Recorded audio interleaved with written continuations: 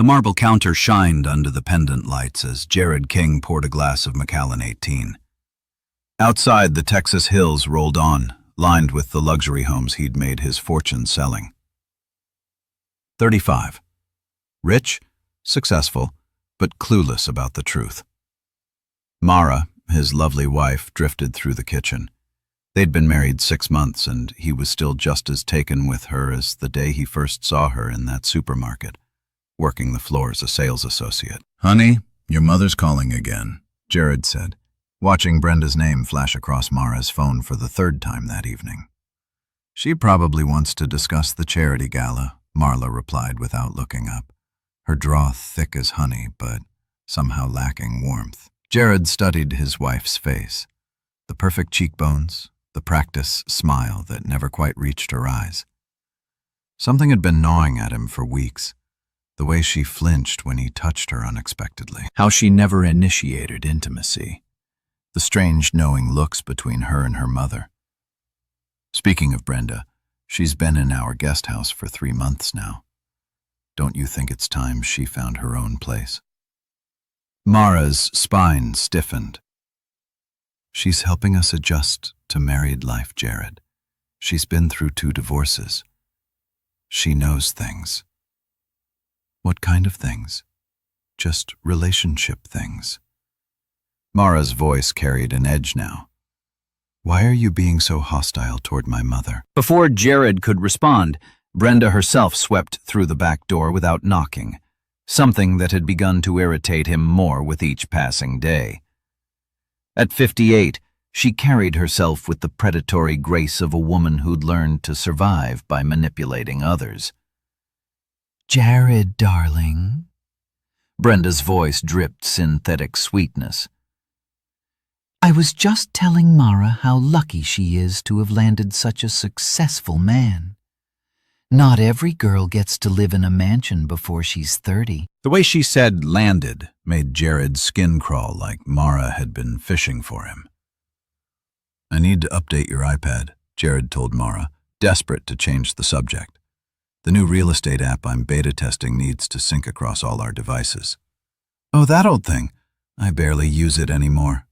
Mara waved dismissively, but Jared caught the quick glance she exchanged with her mother. Later that evening, alone in his study, Jared connected Mara's iPad to his computer. As the sync began, old message threads started populating, including some that had been archived. His finger hovered over a conversation between Mara and Brenda from 8 months ago, just before he proposed. What he read next shattered his world. "Brenda, you don't have to love him, baby girl. Just marry him and stay sweet until we figure out the next move. He's got that new development deal worth $12 million. You'll have access to everything." "Mara, he's boring as watching paint dry, but fine. I can fake it for a while. The $2,000 you're paying me monthly makes it bearable. Brenda, that's my smart girl. Have your fun on the side if you need to. Just don't get caught. Your marriage is your paycheck now." Mara already working on that. Nick's been asking questions about when Jared travels for work. Brenda, perfect. Rich men are so trusting when they think they've found their dream girl. Jared's hands trembled as he scrolled through months of messages. Every kiss, every "I love you," every intimate moment, all of it had been a performance. His wife was being paid by her own mother to stay married to him while planning infidelity from the very beginning. The whiskey glass slipped from his fingers, shattering against the hardwood floor. 3 days passed before Jared could look at Mara without feeling physically sick. He installed discreet surveillance cameras throughout the house, positioning them to capture every room except the bathrooms. He still had some dignity left. His first discovery came Tuesday afternoon while he was supposedly at a property showing in Cedar Park. The living room camera captured Mara opening the front door for a man Jared didn't recognize. Tall, muscular, with the cocky swagger of someone half his age. Nick. Jared realized the personal trainer mentioned in the messages. He watched his wife lead another man up the stairs to their bedroom, her hand trailing along his arm with an intimacy she'd never shown her own husband. For the next 2 hours, Jared sat in his Range Rover in an office parking lot, watching his marriage dissolve in real time through a smartphone app. When he finally returned home, Marlo was in the kitchen preparing dinner. "How was your day, sweetheart?" she asked, rising on her toes to kiss his cheek. "Productive?" Jared managed, tasting bile. "Closed the Henderson property. How about you?" "Oh, just boring housework." That evening, while Mara showered, Jared checked the bedroom cameras. The bed had been stripped and remade, but they'd missed a detail. Nick's workout glove had fallen behind the nightstand, physical evidence of his wife's betrayal, literally within arm's reach of where Jared slept every night. The next morning brought fresh horrors. While Marlo was at her supposed yoga class, Jared's surveillance picked up a phone conversation between her and Brenda in the guest house. "He's getting suspicious," Marla's voice crackled through the hidden microphone. "Asked about you finding your own place. Don't panic, baby. Men like Jared don't want to believe they've been fooled. His ego won't let him see the truth. What if he finds out about Nick?" Then we move to plan B. Cry, apologize, blame it on feeling neglected. Rich men love to feel guilty. It makes them generous in divorce settlements. Speaking of which, that prenup his lawyer drafted never got filed, remember? I made sure of that. If this goes south, you'll get half of everything plus alimony. Jared's blood turned to ice. Even his legal protections had been sabotaged. He spent the rest of the week gathering evidence. Photographs of Nick entering and leaving the house, financial records showing Brenda's monthly payments to Mara, phone records proving their coordination of the deception. His wife wasn't just cheating, she was the centerpiece of an elaborate long-term fraud. On Friday evening, Jared made his first move. "Brenda," he said over dinner, his voice carefully controlled, "I've been thinking about everything you've sacrificed to help us adjust to married life.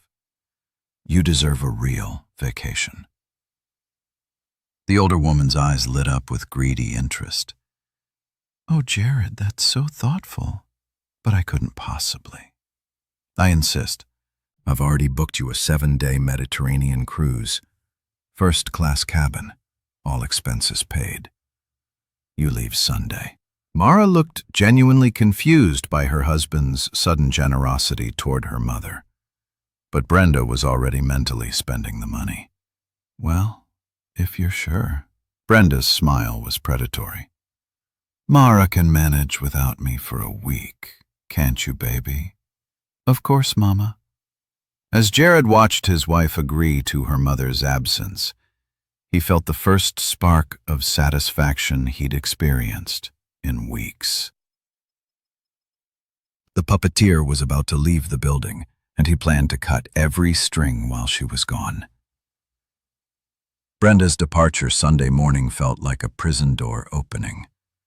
Jared waved goodbye from the driveway, his arm around Marlo's waist in a performance of marital bliss, while internally counting down the hours until he could begin dismantling their conspiracy. Monday brought the first phase of his plan. Using a burner phone and fake email account, Jared contacted Nick's gym with an irresistible offer, a fitness modeling shoot for a luxury real estate marketing campaign. Location to be determined. Payment of $5,000 for 4 hours of work. Nick bit instantly. Tuesday, 3 p.m. Jared told him over the phone, disguising his voice with a slight accent. 1247 Copper Ridge Drive. It's a model home. Perfect backdrop for the upscale fitness lifestyle we're marketing. Sounds great, man. Should I bring different workout gear? Just bring yourself. We'll provide everything else. Tuesday afternoon, Jared arrived at the model home, a sprawling 8,000-square-foot showcase property he'd used for client entertainment 2 hours early. He disabled the main security system, but left the backup cameras running. What was about to happen needed to be recorded, but he couldn't risk the footage being automatically uploaded to the cloud. At exactly 3 p.m., Nick's lifted pickup truck pulled into the circular driveway. Jared watched from an upstairs window as his wife's lover strutted toward the front door.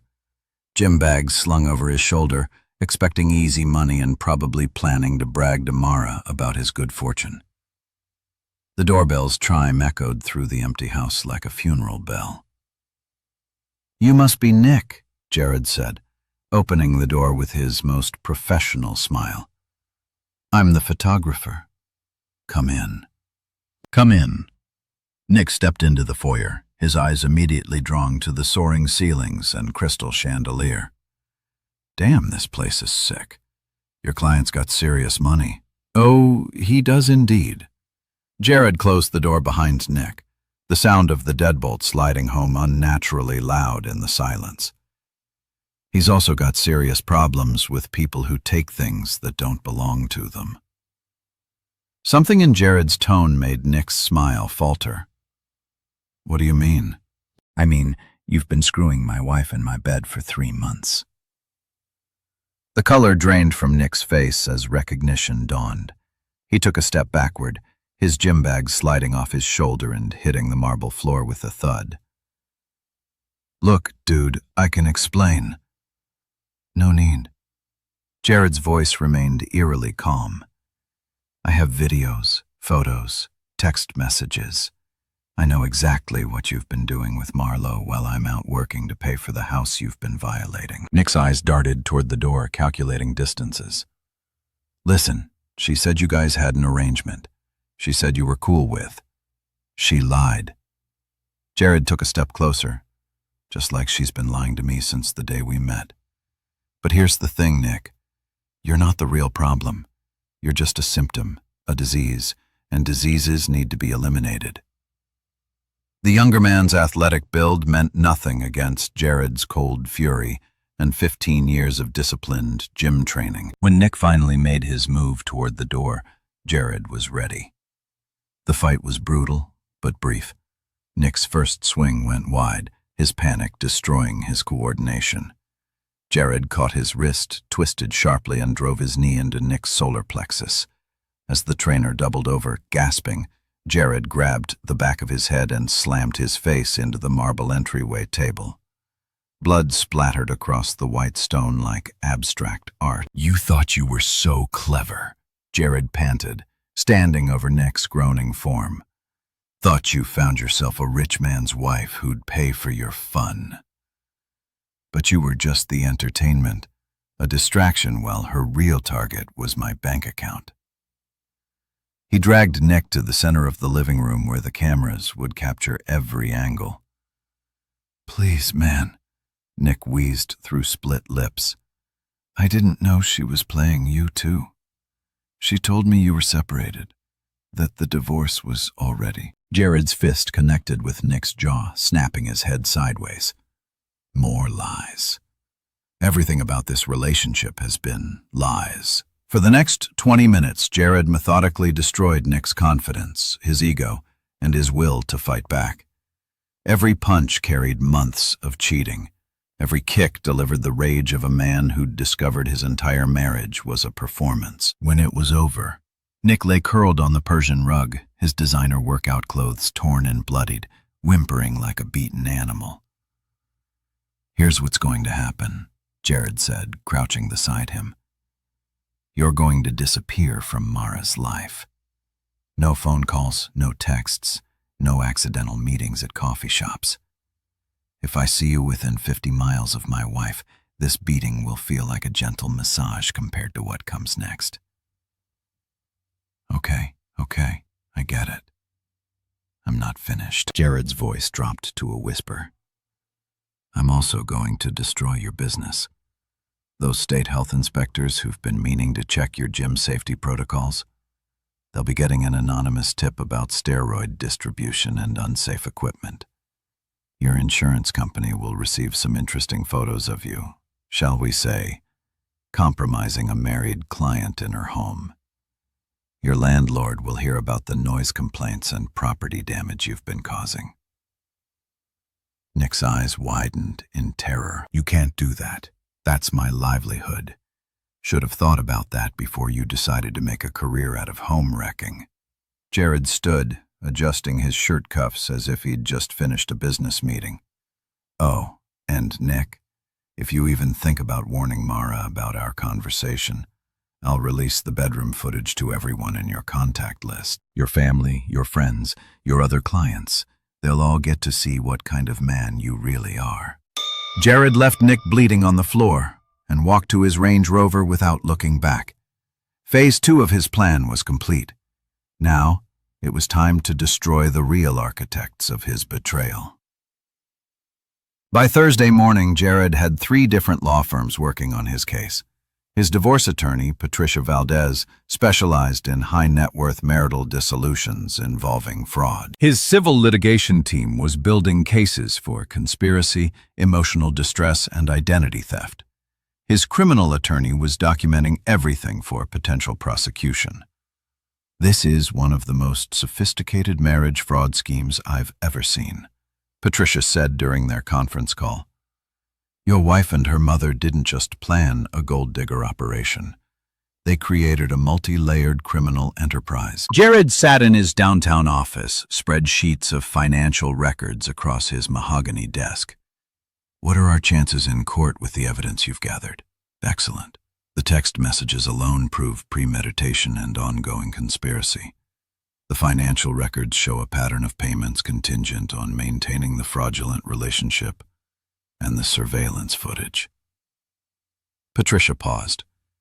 Well, let's just say no jury will have any sympathy for Mrs. King after they see her performance with her trainer. What about criminal charges? Fraud, conspiracy, possibly identity theft, depending on what financial documents she signed in your name. The district attorney's office is very interested in your case. That afternoon, Jared received a call from his civil attorney with even better news. We've traced Brenda's financial history, the lawyer reported. She's done this before, twice in California and Florida. She coached daughters through fraudulent relationships with wealthy men. Both times, the men were too embarrassed to press charges, so she moved on to the next state. But Texas isn't going to be so forgiving. What does that mean for our case? It means we can prove this was a professional operation, not a crime of opportunity. Pattern evidence, similar fact testimony. The judge will throw the book at both of them. Friday evening, Jared made his final preparations. He'd already filed restraining orders against both Mara and Brenda, set to be served Saturday morning. Their bank accounts would be frozen pending the civil litigation. The guest house lease had been terminated with 24-hour notice, legal in Texas when fraud was involved.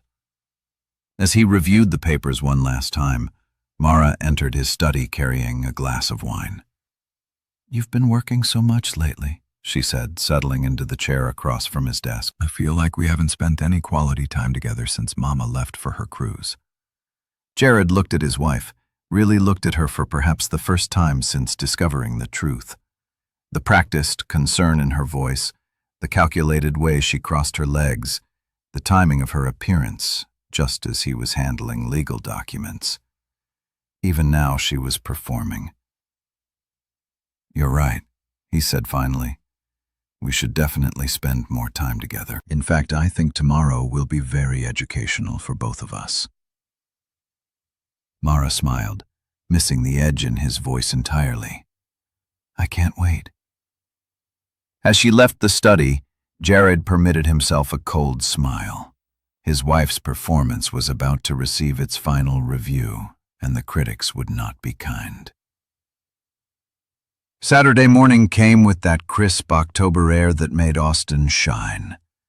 But Jared didn't feel it.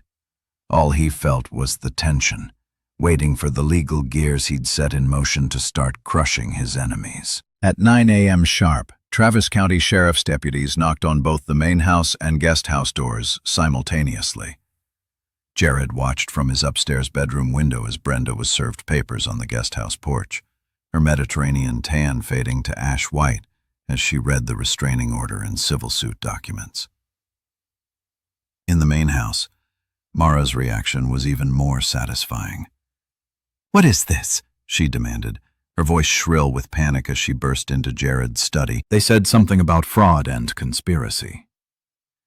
"This has to be a mistake." Jared didn't look up from his newspaper. "No mistake, though. I understand your confusion. You've been living in a fantasy for so long. Reality must come as quite a shock. I don't understand what you're talking about, Brenda.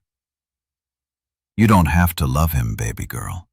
Just marry him and stay sweet." Your response, "The $2,000 you're paying me monthly makes it bearable." Jared recited the text messages from memory, his voice devoid of emotion. "Should I continue, or have you heard enough of your own words to understand the situation?" Mara sank into a chair, her perfect composure finally cracking. "Jared, please. You're a fraud. Your mother is a criminal. And your boyfriend Nick learned yesterday that actions have consequences." Jared finally looked at her, his eyes cold as winter stone. "The only thing I don't understand is how I was stupid enough to fall for it." "Nick? What does Nick have to do with—" "How do you know about Nick?" "Security cameras, financial records, phone surveillance. I know about everything, Mara. Every lie, every betrayal. Every time you brought him into our bed while I was working to support the lifestyle you pretended to appreciate."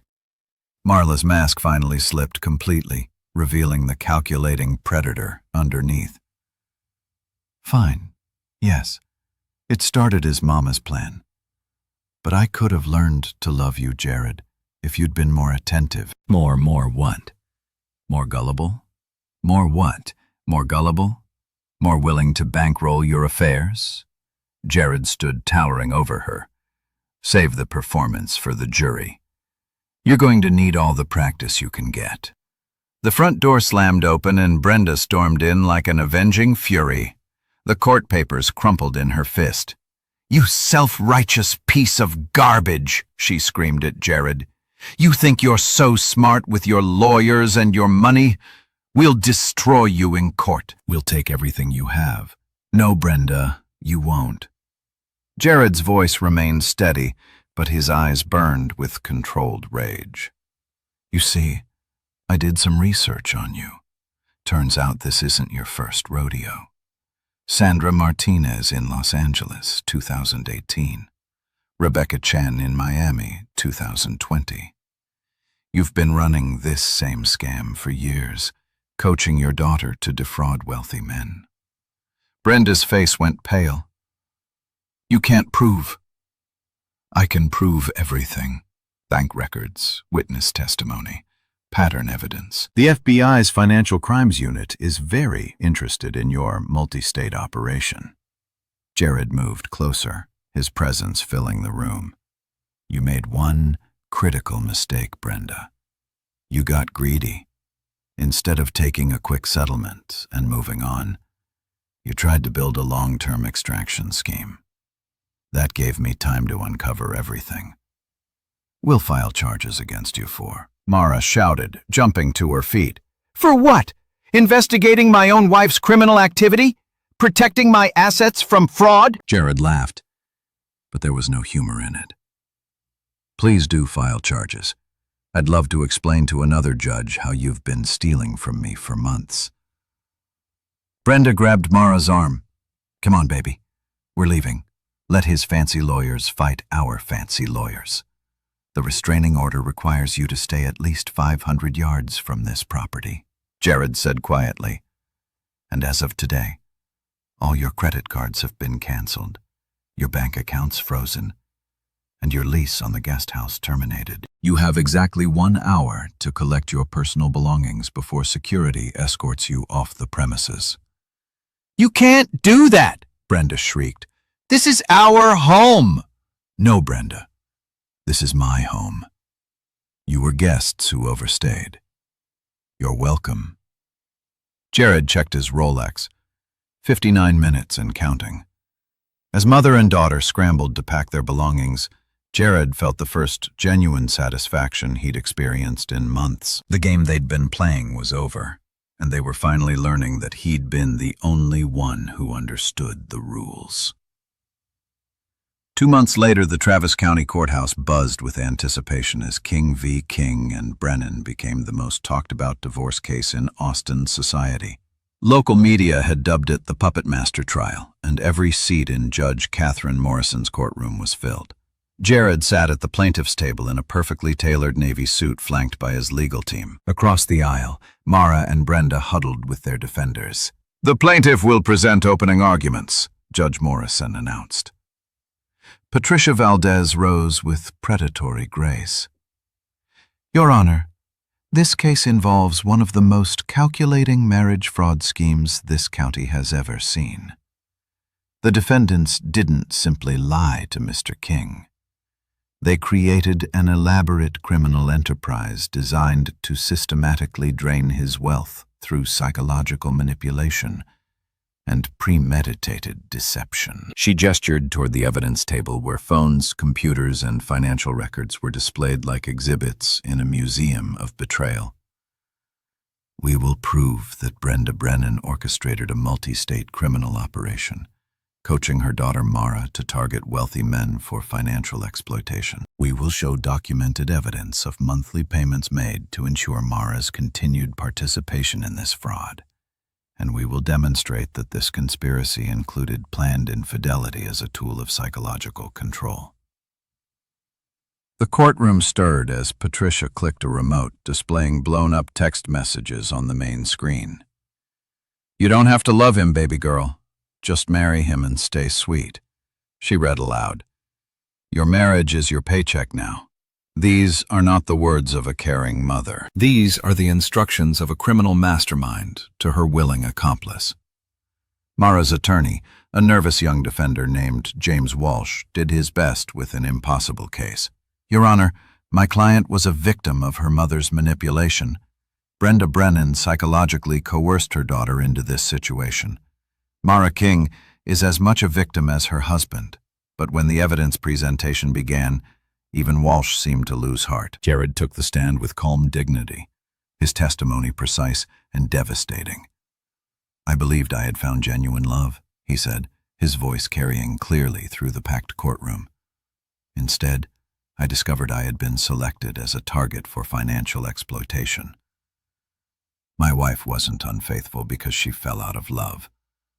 She was unfaithful because her mother instructed her to maintain extramarital relationships as part of their criminal scheme." Patricia displayed the surveillance footage on a large screen, showing Nick entering and leaving the house while Jared was at work.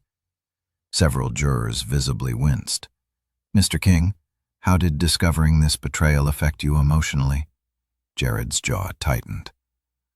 "I felt violated in ways I didn't know were possible.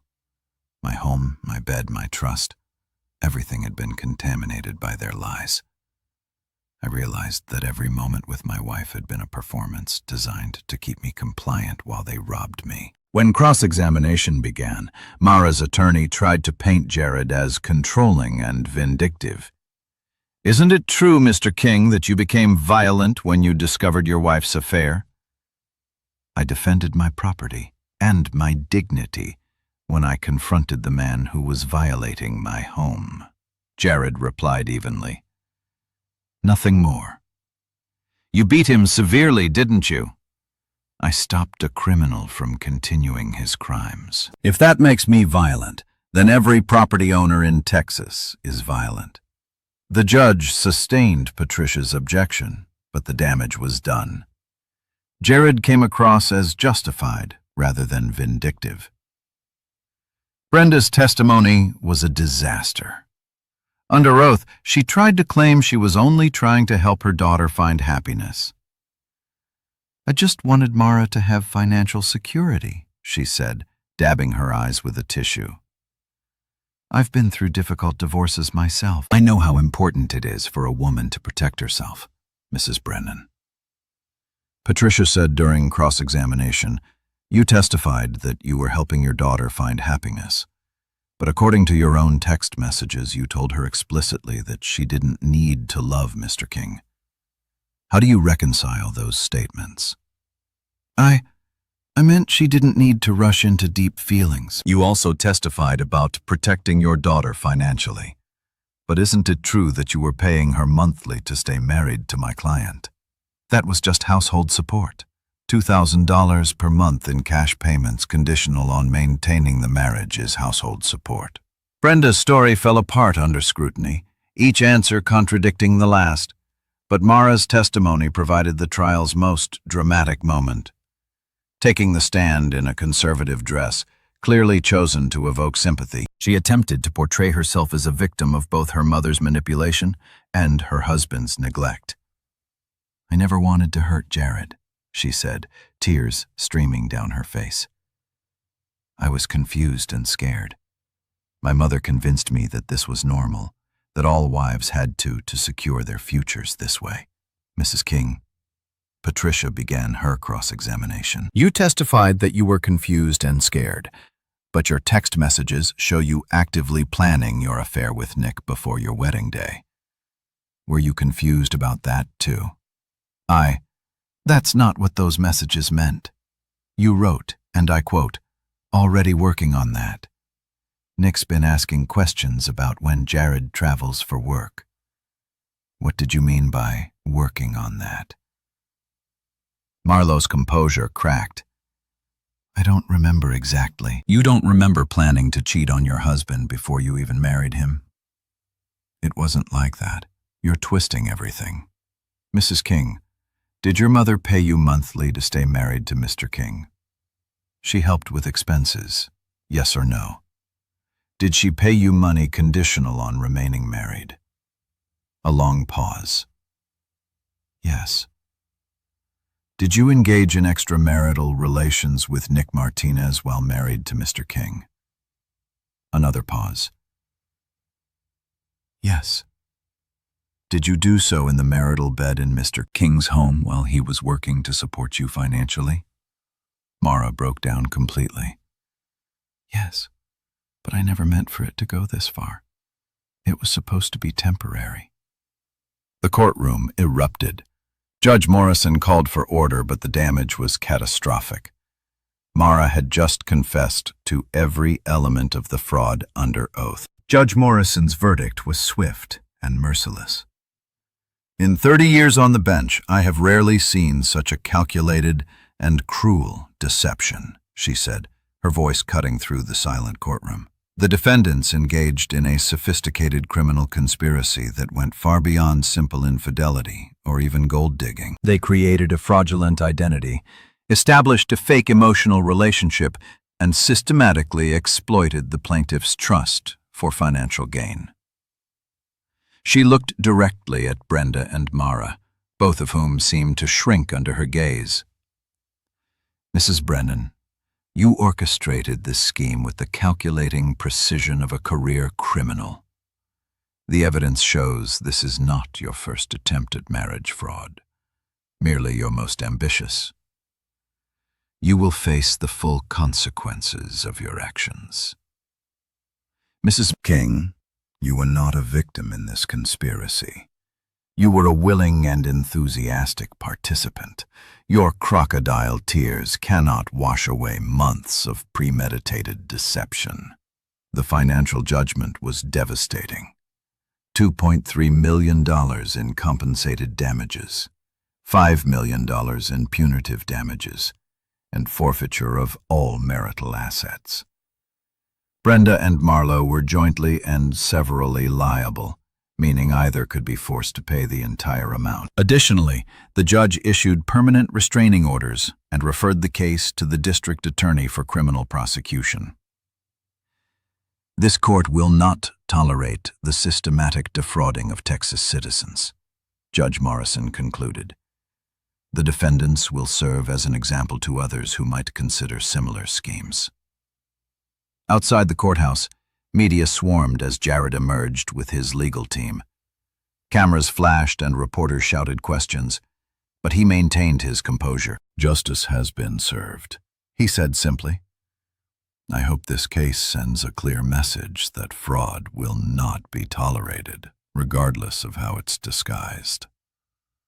Mara and Brenda tried to escape through a side exit, but photographers caught them anyway. The images, Brenda covering her face in shame, Mara sobbing hysterically, would dominate Austin news cycles for weeks. 6 months after the trial, Jared stood in his renovated home. Every trace of Mara and Brenda's presence erased. New furniture, new paint, new memories waiting to be made with someone worthy of trust. His phone buzzed with an update from his private investigator. Brenda had been arrested in Phoenix attempting to run the same scam on a casino executive. This time, however, her criminal record made conviction almost certain. She was looking at 5 to 10 years in federal prison. Mara had fared even worse. Unable to pay the civil judgment, her wages would be garnished for the rest of her life. She'd moved back to her hometown in East Texas, working as a night shift server at a truck stop diner. The glamorous lifestyle she'd tried to steal had been replaced by exactly the kind of hardscrabble existence she'd schemed to escape. Nick had lost his gym, his clients, and his reputation after the health department investigation uncovered numerous violations. He'd moved back to Dallas, working construction and living in a studio apartment that cost more per month than he'd once made in a week. The civil judgment had been worth more than revenge. It had been about justice. But the real victory was simpler. Jared had reclaimed his life, his dignity, and his ability to trust his own judgment.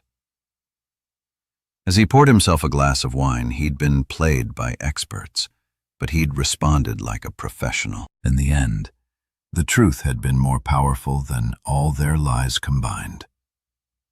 His phone rang. Patricia Valdez calling with news about a book deal offer. Publishers were interested in his story as a cautionary tale about modern relationship fraud. "Think about it," she said. "Your experience could help other people recognize the warning signs."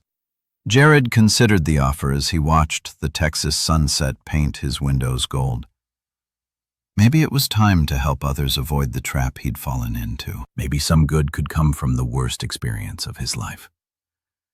"Set up the meeting," he told Patricia, "but I have one condition. Part of the proceeds go to a victims fund for relationship fraud survivors. People who've been through what I experienced shouldn't have to fight alone." As he hung up the phone, Jared allowed himself a genuine smile for the first time in months. He'd been torn down by experts, but he'd rebuilt himself stronger and wiser.